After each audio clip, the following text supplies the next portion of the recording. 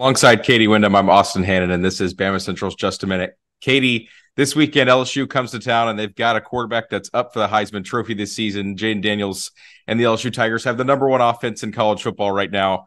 But a tall task is ahead, obviously, coming into Bryant-Denny Stadium and winning. And even having a good game is not something that everybody can do.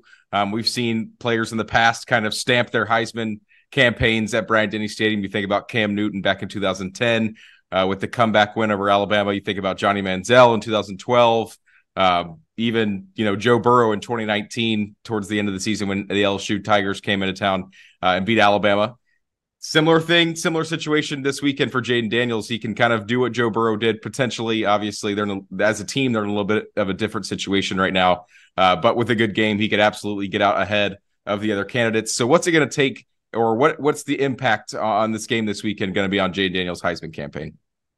Yeah, I think this game's going to have a huge impact on it. I think right now, if LSU didn't already have the two losses, I think he would kind of be considered the runaway candidate for the Heisman. But I think because of that, that's kind of hurt his chances. Even though it's an individual award, a lot of times they're still looking at team results, especially if it's the quarterback, But if you look at his stats, he's first in the SEC and fourth in the country in passing yards. He's first in the country in passing touchdowns. And he also has, over 500 rushing yards as well. So he's putting up Heisman-like numbers, like you said, leading the number one offense in the country. And so I think this game's going to have a huge impact on his Heisman chances. Like you mentioned with some of those guys in the past, beating Alabama, the game's almost always on a national stage on CBS. There's going to be tons of eyes on the game, even reporters all over the country that vote in the Heisman standings. And anytime you can get over a win over Alabama, that can be your signature Heisman moment. Now, on the flip side, we've maybe also seen guys lose the Heisman when they come into Bryant-Denny, like Leonard Fournette kind of did in 2015 when he was the front runner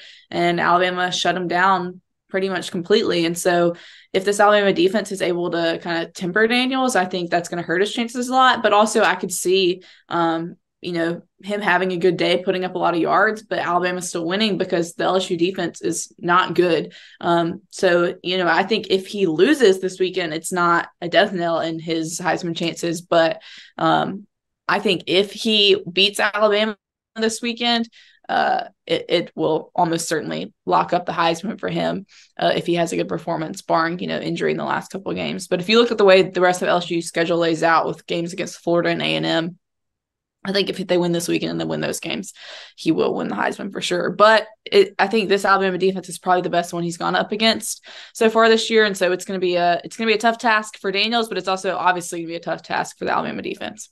Yeah, I'm glad you brought up the result. Even if Daniels comes in and throws for 300 yards, 3 touchdowns, but LSU loses by 2 scores, it always, whether it's conscious or unconscious, wins and losses always have, an effect on the Heisman Trophy. And, I think that they probably should, because you should be rewarded and, even penalized for your team's success as well. So it's going to be a big game for him. I think that, a lot of people, everybody's so sure about the LSU offense, and everybody was so sure about the Ole Miss offense back in September. And, they only garnered up 10 points on the scoreboard at Bryant-Denny Stadium. So I think LSU knows the challenge that's ahead. I think Alabama's defense knows the challenge that's ahead. So all that's left to do is settle on the field on Saturday night. Me and Katie will be there, and we look forward to covering that game. But this has been Thursday's edition of Just a Minute. Thanks so much for watching.